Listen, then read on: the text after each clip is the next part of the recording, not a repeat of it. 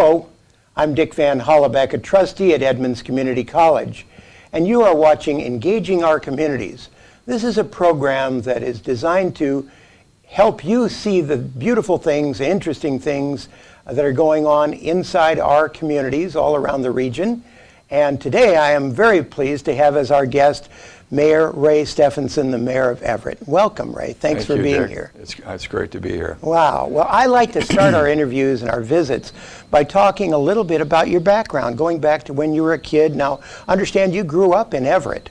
I did. I guess the first thing that I'm very proud of is both of my parents are Icelandic, and their parents came from Iceland through Canada, and my mother and father met in Blaine, Washington, and eventually settled in Everett. So that's there's not very many Icelanders in the world. No, so no. It is at least for us a source of pride and something that our family values in terms of our history. My father actually started at the post office the day I was born. Oh. And I was born in Everett, and we first lived in Riverside, and then my mom and dad bought a house out in South Everett. So I grew up out there and went to Everett Public Schools, Roosevelt, which is now a church, Evergreen, and then Cascade High School. So, you know, I had a great childhood. Any siblings? Brother and a sister. A sister who's 2 years younger and a brother who's 13 years younger. Oh my gosh, so, the surprise. Yeah, he was a surprise. And you know, when I was a kid, I worked on farms and mowed lawns, and when I was 15, I started commercial fishing in Alaska, and I did that for several years. Oh, great. Yeah, so I always tell people that's where I learned how to work. Yeah, boy, that's the truth. I have a lot of fishermen in my family, the crew that goes up to Alaska every year, and I really respect those folks. They work hard. It's a dangerous occupation, and yet a pretty rewarding one too, I think. As I recall, my now late mother, I don't think she talked to my father the entire summer because he said he let you go. He said he's going, and she said no, he's not. This was at age 15. 15. Yeah, that's pretty unusual. Yeah. So what type of fishing? Purse seining, salmon fishing. Oh, yeah. Both in Alaska and in Puget Sound. Yeah. Rough waters sometimes up there. It was, yeah. Wow, that's great. So then, did you do that several summers then, or? I did that for about 6 years. I did it through high school. I first started at Everett Community College. I did it that year. I was drafted in the Army in 1966, and then came back after that and fished again. And I actually fished a season in 2002. A lot of people don't realize that. Oh, really? My gosh. Yeah. Oh, that's great. Yeah. So now I understand you are a product of our education here. You're a graduate of Edmonds Community College. I'm very proud. Well, we want to hear about that. Okay. So, you know, when I was younger, my parents couldn't afford to send me to college. So my first experience with college was at Everett Community College, first year, and I think my GPA was 1.9, so you can see I wasn't paying a lot of attention, at least to education. Yeah, I majored in ping pong in the first year, and mine was about in that same level. So then I dropped out a quarter, and I was immediately drafted. And in retrospect, probably the best thing that happened, because I was able to use the GI Bill after the Army. I worked for a company, then General Telephone, that had tuition aid. And Dick, if I hadn't had that help, I wouldn't have been able to afford school. I was newly married, and we were soon raising a family. And I worked actually in Kirkland for GTE for 15 years. Oh, so wow.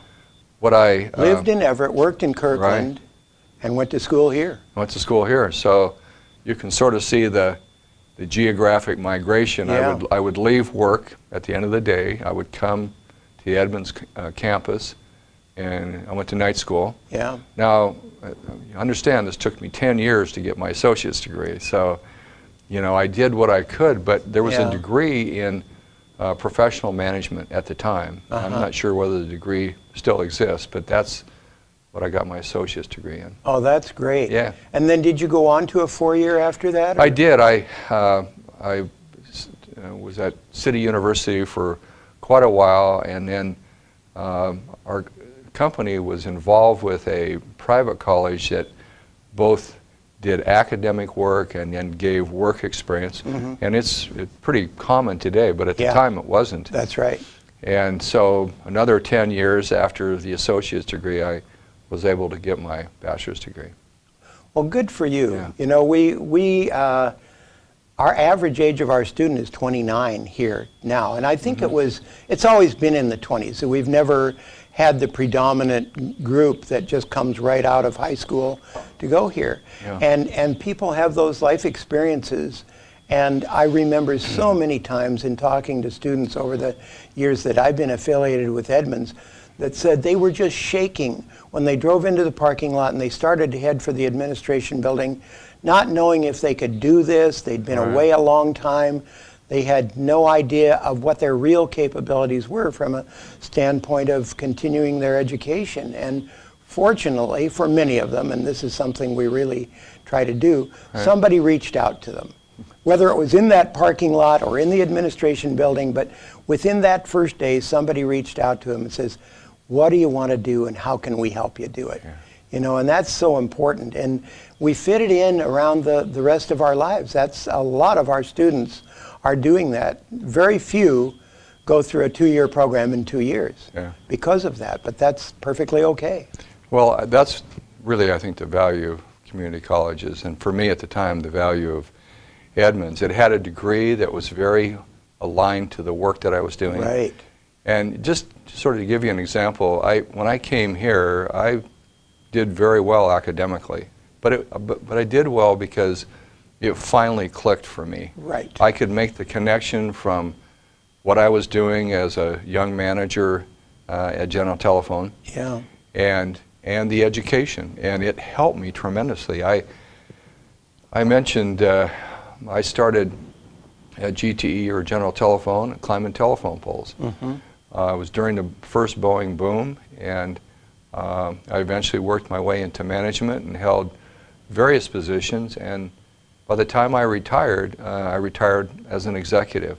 Now, if I can do that, really anyone can, and I'm a huge believer in lifelong education. Yeah, we really focus on that. We've got a Creative Retirement Institute here that encourages people of my age, people that at or near retirement, to continue seeking knowledge, and so that's great. The other thing that we've found, and I know you've alluded to this, is that when you came back, you were much more mature, and you had a goal. You were a family man at that time, and so our students that do come back, even though they may be very fearful when they start, they realize, wow, I know a lot more now than I ever did when I first got out of high school, and I can apply that knowledge and really do something meaningful. So there's nothing wrong with late bloomers. No, that's right. And we of course encourage the young men and women coming right out of high school to keep going. But if life interrupts, if other things come along, we're always here for that purpose, and very, very proud of it. Many success stories. Well, you make an interesting point, because everyone had that. I had that fear, you know, would there be anybody to help me? Would anybody guide me? It was a very inviting place. People were very friendly and very helpful, and it just made it so much easier. And when I looked around the classroom, there were people like me, people who had careers and families, and a mix of, and some young people who were just starting out. So it was a great experience, one that I still remember fondly. Oh, that's very nice to hear. I appreciate that. Well, now you've been the mayor of Everett since 2003, is that correct? That's correct. And I have to compliment you. I've watched you in office and the things that have happened to Everett, and man, there has been a transformation in your city. It is a beautiful city. You've got a very lively arts community, the lively arts, you know, all kinds of cool things there. And your waterfront is becoming beautiful. So let's talk a little bit about that. Sure. Now, just recently, after Kimberly-Clark had been closed for a while, the demolition on that site has taken place, and now it's basically just leveled down to the rubble, and they're even recycling that. So I love that sort of a story. Right.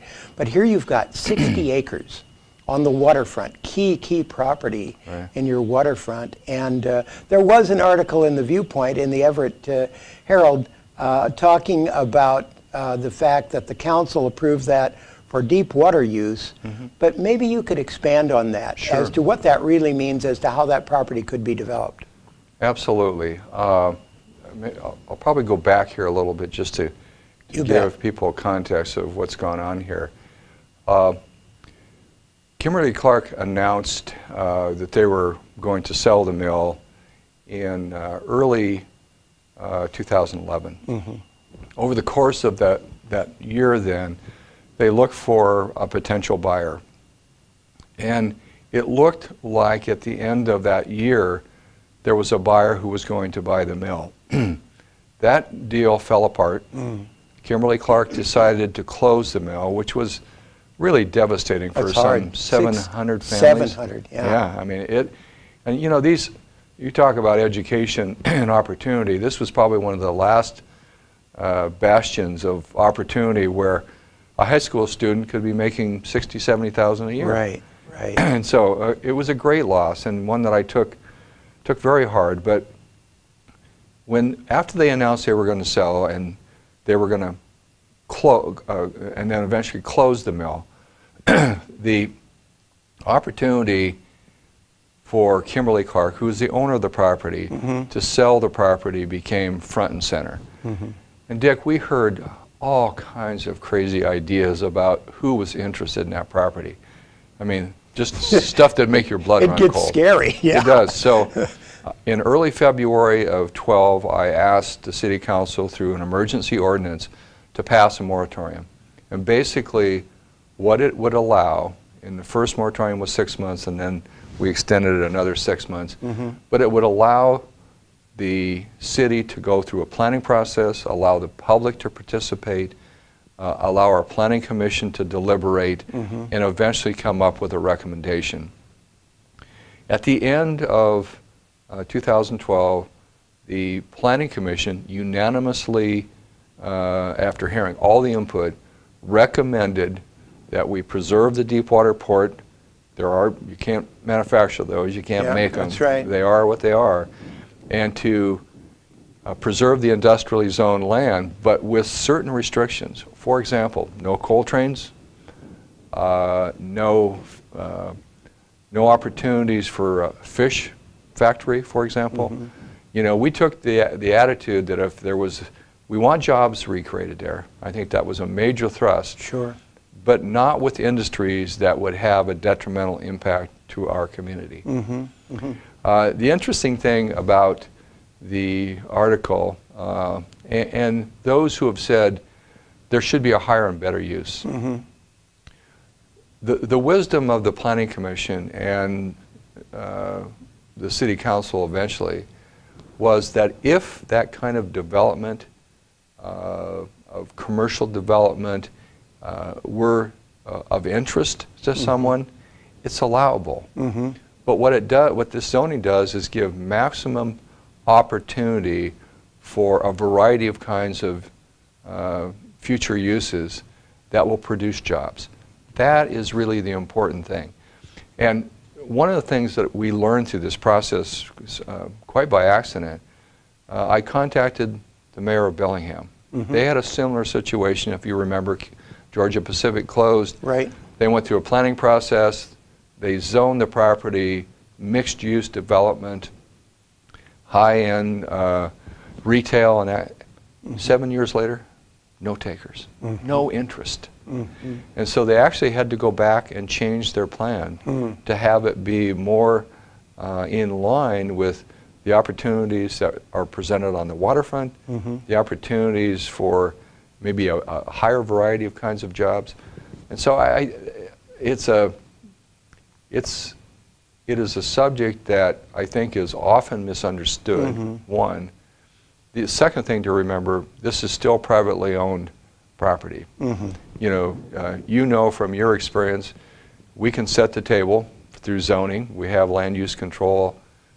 We can put the conditions on how that property develops in the future. Right.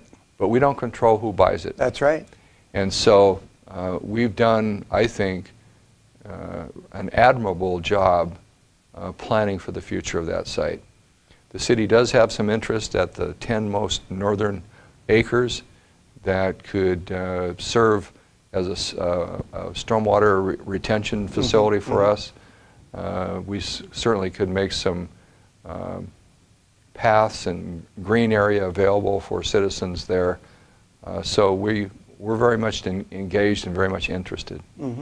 Well, so Peter Newland was the author of that Viewpoint article in the Herald on the Sunday edition, and in that he kind of alluded to the idea that by having it as a deep water facility, that was limiting. But what you're telling us is that's a starting point, and that could happen, but it's also open from a zoning standpoint to a multitude of other possibilities, Exactly much of right. which he alluded to as his preference in the article.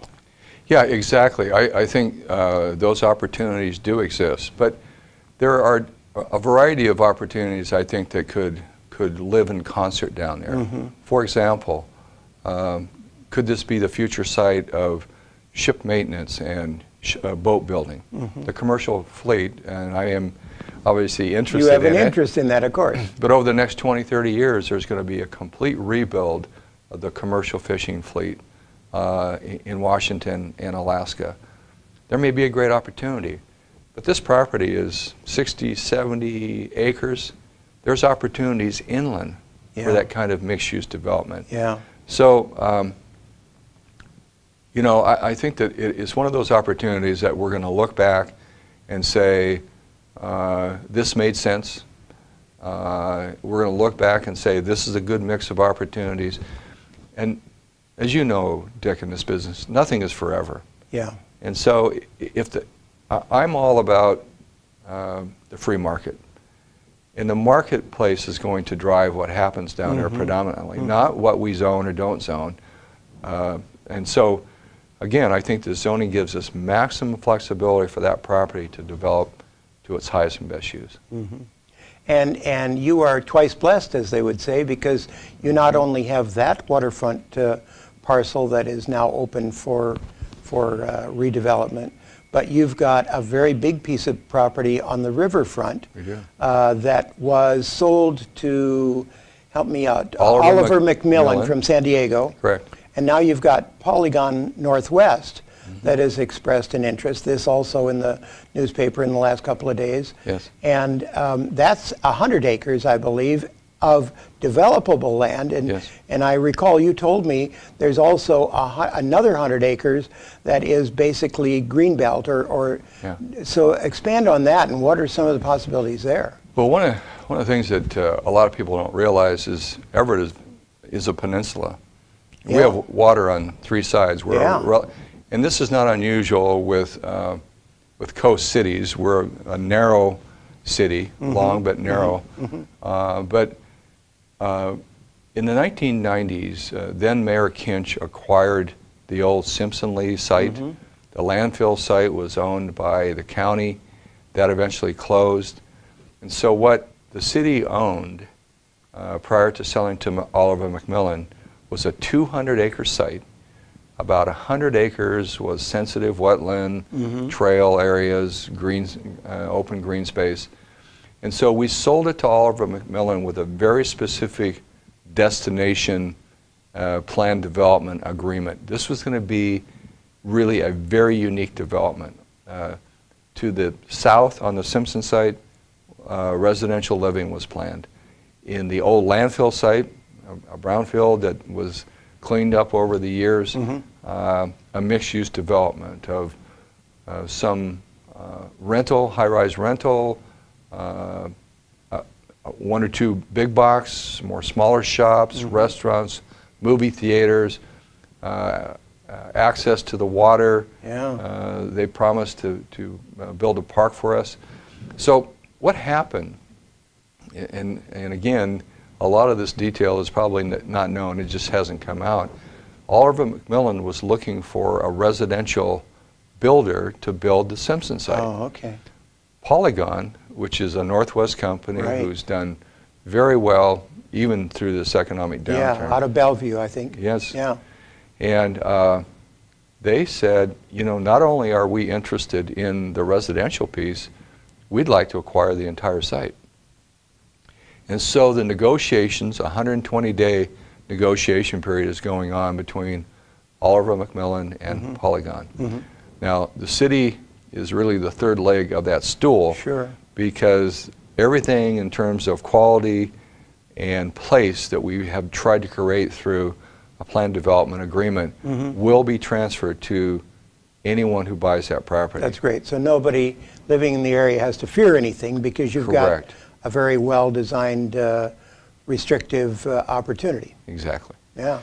And if you, I know you know the site, but we received a lot of state and federal help. We had some insurance money over the years that cleaned that site up.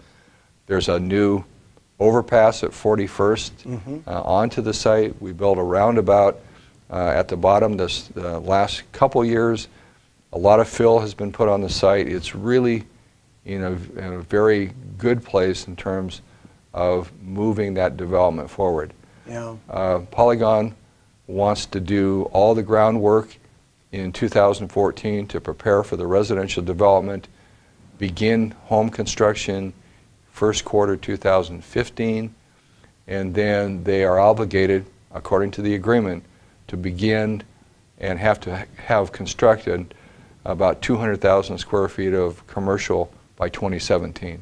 Okay. And so it's moving along, and that's really I think great. A great partner that we have. Yeah, it sounds like it. And you know, if you have an opportunity to travel, certainly travel the world, but even traveling in our country, the mark of a really beautiful and well-developed city is what they do with their waterfronts. Yes. You know, because it can be the blight or it can be the jewel, depending on the vision of the people that guided that through. So kudos to you, the City Council, and all of the city staff for pointing that in the right direction. So I mentioned that you've used a very visionary model for what, during your nearly 10 years now, you've been able to accomplish as a city. I'm going to take higher education out of it for just a moment. Okay. But what's your proudest accomplishment in this period of time? Well, This is where you get to brag. you know how us Scandinavians, it's a little bit difficult for us to do that. I think probably the real strong foundational piece that has been a great team effort is putting the city's financial house in order. Right. If you remember, when I ran in 2003, I ran against someone who was actually using reserves to balance the budget. There were very lucrative labor contracts, both in wages and benefits. There was a fair amount of debt.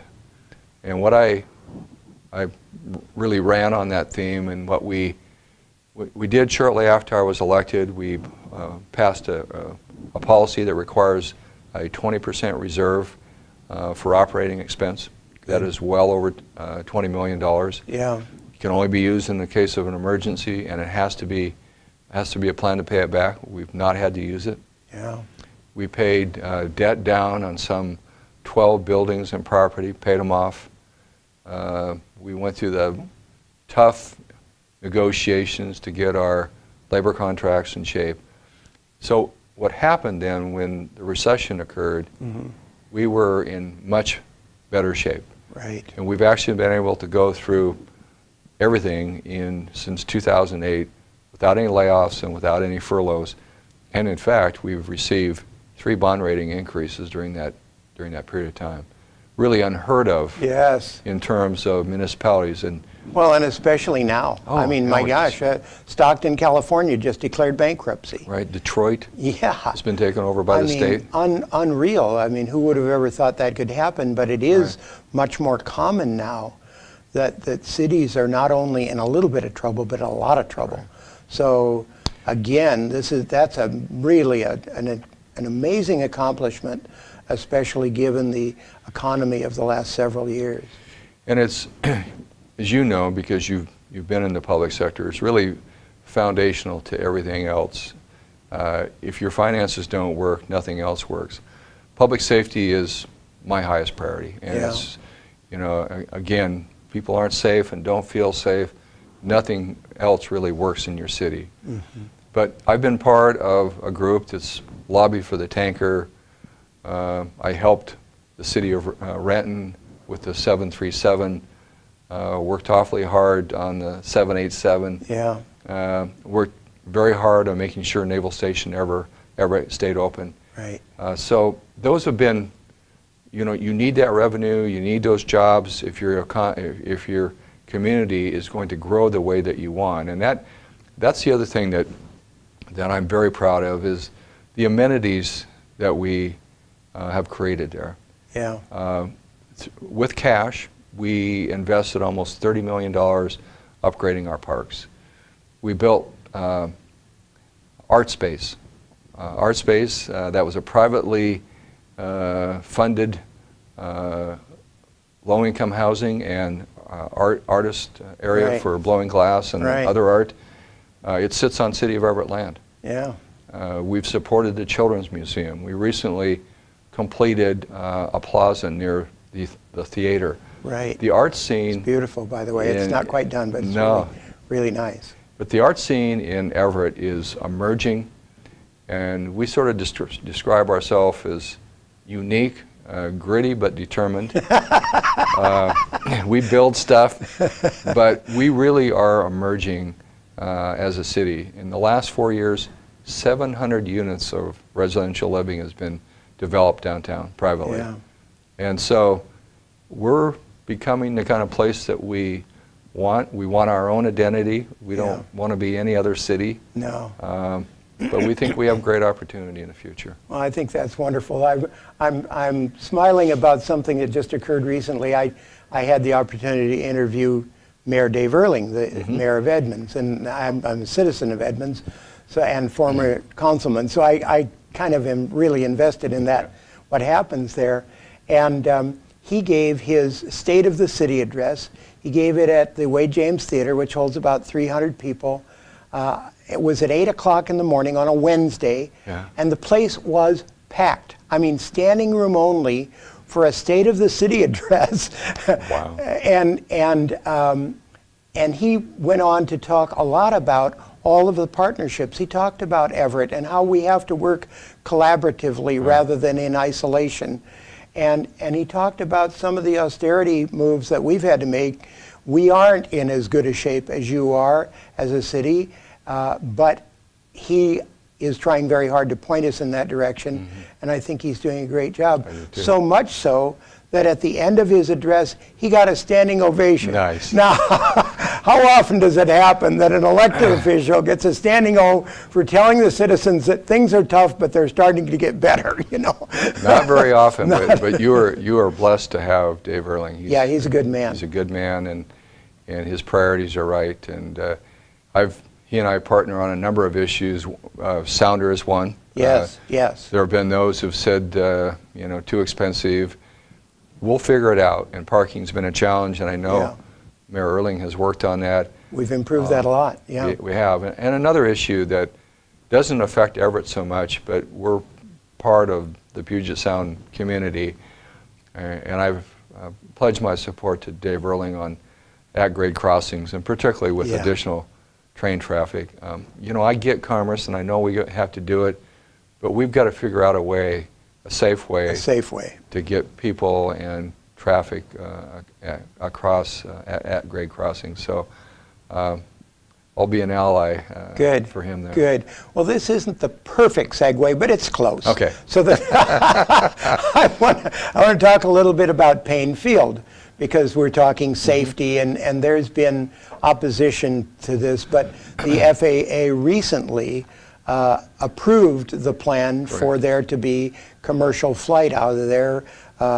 Allegiant and Alaska Air have both expressed an interest in that. I know that you've been a supporter. Ironically, Dave Erling isn't, you know, and there are those that have different opinions. But tell me what your thoughts are about Painfield. It's a huge airstrip. I mean, what is it, 12,000-foot strip, if I recall. You can land anything that's flying on that on that airstrip. You can. Well, I will never dismiss people's concerns. I mean, I live fairly close to downtown, and you know, I hear the paramedic rigs going by all night long and sirens, but that's really part of urban living, and you get used to it. And I hear the trains at 4 o'clock in the morning. But I can tell you, when we're recruiting companies, for example, and asking companies to consider moving to Everett or Snohomish County, they have a list of criteria they look at. In the top 5 is, do you have a regional airport? Right. I think we've lost companies. I think we've lost jobs because of it. But directly, we've got an airport that's probably somewhere between 40 and 50% utilized. This will add 2 to 3% additional traffic. Commercial air service is not a huge deal. Number. But there's something more important. Keeping the tower open, that's now a concern, right? Yeah, right. Keeping the certification, the FAA certification, which is critical to the Boeing company. Now, a lot of people don't realize this, Dick, but the Boeing company said about commercial air service, we're not going to take a position on commercial air service, but don't do anything that jeopardizes the certification of this field. We literally could put that at jeopardy. But with commercial air service, a minimal amount, you get additional FAA funding, you get better maintenance of the runway, you get, they're taking care of it better, snow removal equipment, all good for not just those who may be flying in and out of here on a scheduled flight, but for the Boeing company, for the private pilot, for cargo, whatever the need is. And the reality is, with FAA, once you are an FAA certified field, you've received funding, you cannot discriminate against use. And that's really what the FAA took. They took additional 2 years, as you know, looking at every comment and determined there were no significant impacts given the amount of flights. A 2-gate terminal. The other thing to remember, there are those who will say, well, you know, it's going to turn into SeaTac North. Right. Not going to happen. It is geographically and land restricted. Right. It just won't. There's no way to expand into multiple runways. Absolutely can't happen. Cannot happen. The other thing that I think is a safeguard is the FAA approved this based on a 2-gate terminal. Let's say that 20, 30, 40 years from now, they need more than 2 gates. There'll be another review process that looks at impact. So I just think it is, I think it's an argument that is not well-founded. I think that once commercial air service starts there, and I suspect there's now, as you know, a federal appeal to the Ninth Circuit Court, probably upwards of 18 to 24 months for a decision. But once commercial air service begins there, I believe it will be relatively unnoticeable by most citizens. Yeah, I happen to share that opinion. You know, I can empathize with the folks in the neighboring area, but the fact of the matter is that the commercial jets that Boeing builds are becoming much more quiet. Oh, absolutely. And so that, as a result, will mitigate some of the bigger concerns that a lot of the people that live fairly close to that airport are worried about. I couldn't agree more. So I deliberately left off an important piece of the puzzle a little while ago, but again, not very long ago, you were able to get, and this took a lot of coordination and cooperation. Yes, it did. Washington State University to have a presence in Everett. Yeah. And we applaud that. We at Edmonds Community College really applaud that because we're all about cooperation and coordination. And I think you know very well through working with Everett Community College that there's, it hasn't always been this way, but it's gotten much better in recent years. There's a great spirit of collaboration. Yes. We have worked together at Painfield, ironically, in Edmonds runs what we call the Water Center, Washington Aerospace Training and Research Center. Very proud of that program. We've generated over 800 high-paying jobs in only 2 years of existence. And these folks Terrific. are, you mentioned the 50, 60,000. That's the range that these people are getting and up because they're working in aerospace. They're all good-paying jobs with good benefits. And our students are able to complete a 12-week course, so it's not 2 years. It's a 12-week course. They work an 8-hour shift in their studies. So they're working a Boeing shift. They start at 7 in the morning, done at 3 in the afternoon. Another group comes in at 3, works to 11 at night.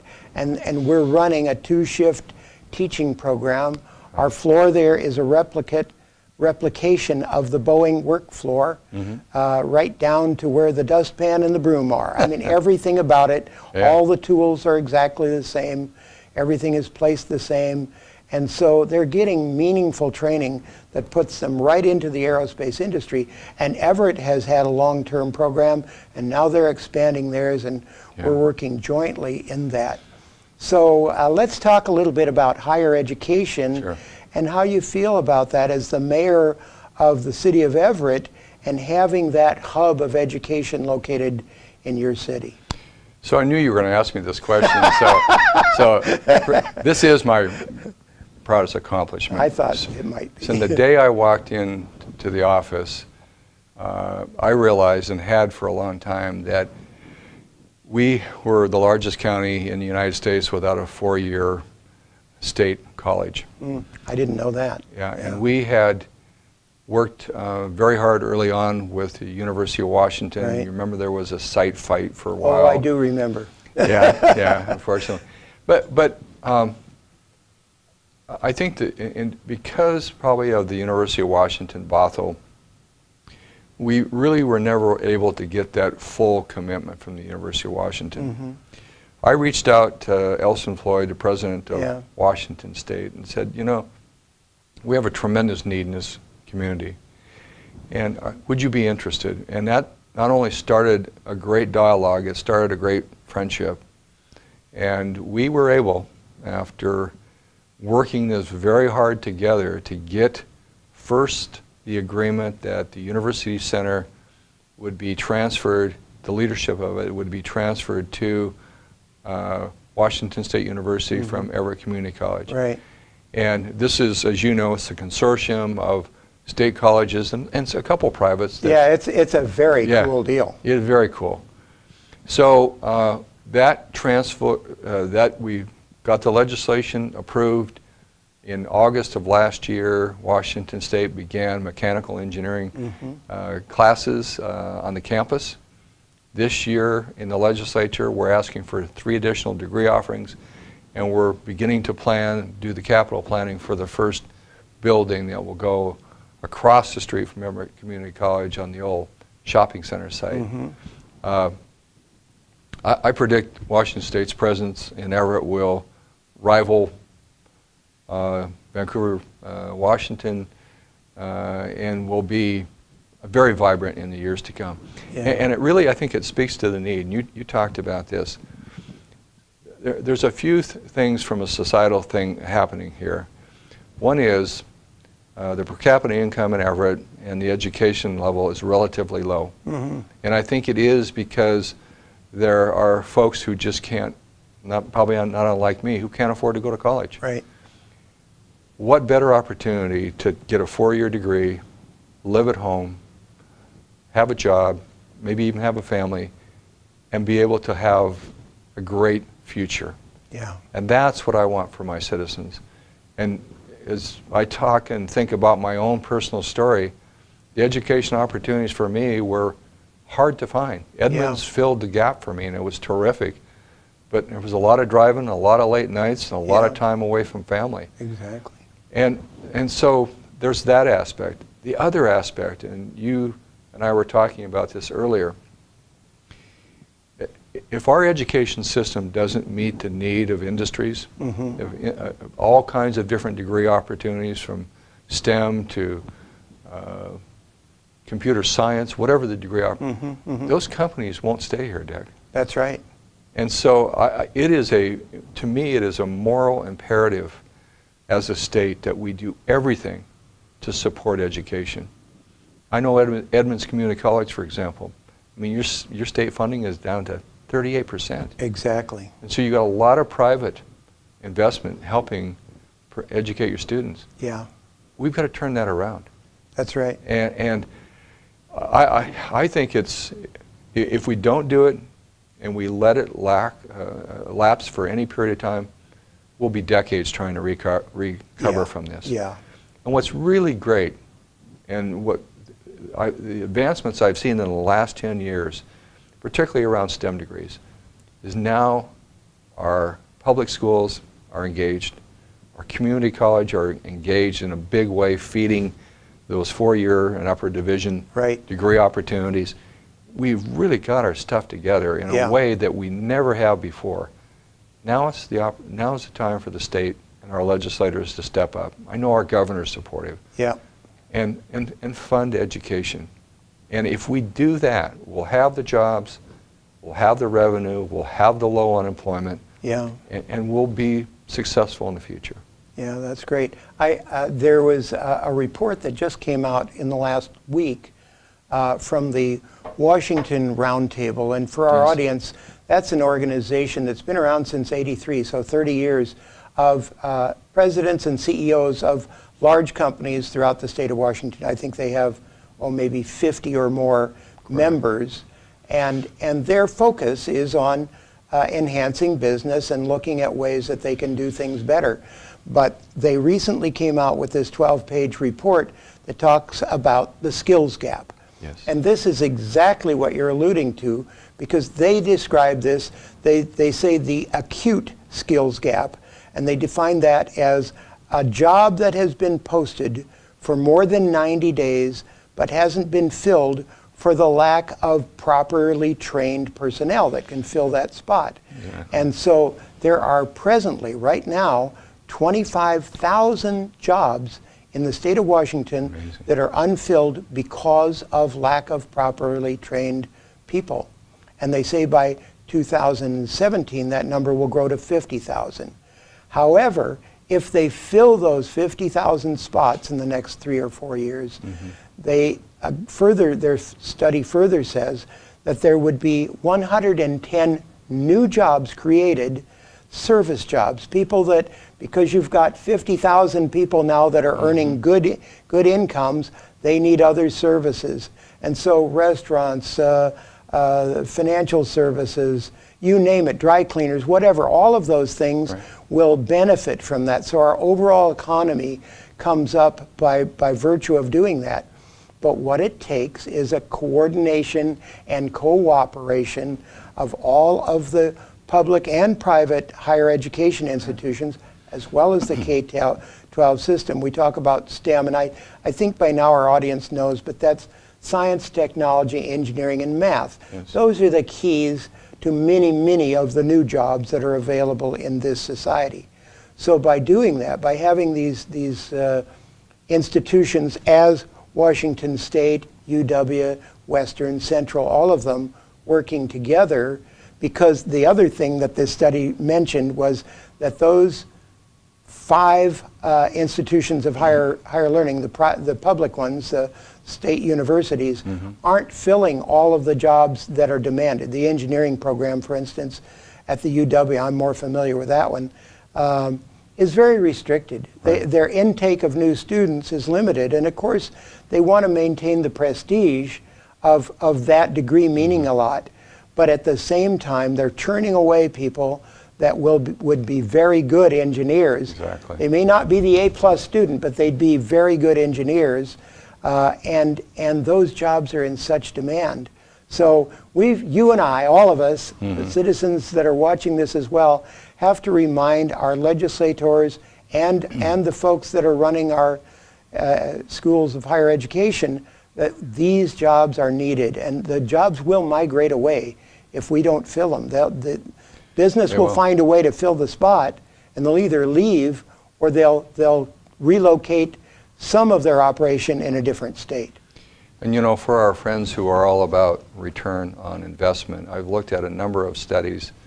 The state of Washington is actually higher. For every dollar spent in education, there's some $1.80 plus in return. That's right. And so, you know, if you were running a business and you could get that kind of return on your investment, you would do it. Absolutely. And the public business of education in this state is very much a business. Yeah. With a great return opportunity. The legislature has struggled lately, and we all understand that. I mean, they can't just create money where it doesn't exist, but at the same time, I think that by and large, our Washington state legislature, and I think also our federal senators and representatives are acutely aware that education is the key to bringing back the economy.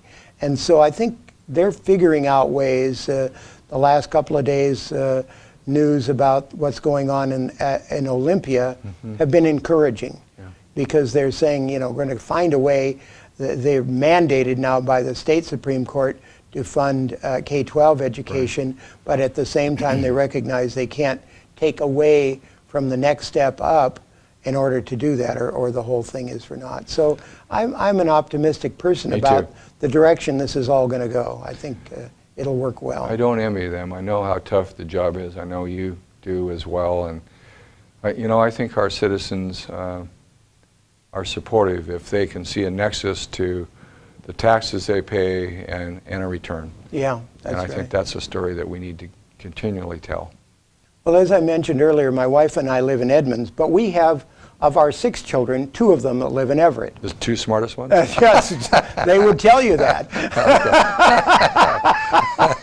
Okay. And they're proud to be there. And one of them is our second oldest daughter, and she could write the script on why Everett is such a great place. She's always bringing the family up there. Well, you have to come and see this performance. Oh, we've got a Waterfront Festival going on. You've got to be a part of that. I mean, so all the time she's talking about this, and she's made believers, because as I said, we think a lot of great things have happened. But if you were to look into your crystal ball, what do you see the growth, not only of Everett, but of Snohomish County cities over, say, the next 20 years? Yeah. I kind of see us growing together. Well, I think that the vision for the city of Everett is very robust and with a lot of great opportunities. You know, for those of us in Snohomish County, we can see King County getting built out. People are going to need to go and have to go somewhere. We're at about 103,000 citizens now, Dick. We are projected through the PSRC study. What's PRC? Puget Sound Regional Council. Thank you. It's a metropolitan planning organization. Thank you. That by 2040 will be nearly 200,000. Yeah. With about 190,000 workers. Wow. Now, we are on record of saying we need light rail all the way to Everett to be able to accommodate that population. But what that says to me is we're going to have to be a different kind of city. A lot of vertical living is going to have to fill that gap. Right. We've got some annexation opportunities south of us, southeast of us. Pick up another 20, 30,000 citizens out there. So we are very much about quality of life. The amenities that we've been able to do. We have a South Everett library that in the next 4 years needs to be expanded, heavily used, which I'd love to hear. Yeah. We have a great Silver Lake that has benefited from some investment from the state with the improvements to 527, Highway 527. But we want to make that Everett's Green Lake. Yeah. And that's a $10 million project. So, you know, we will be responsible about how we do that.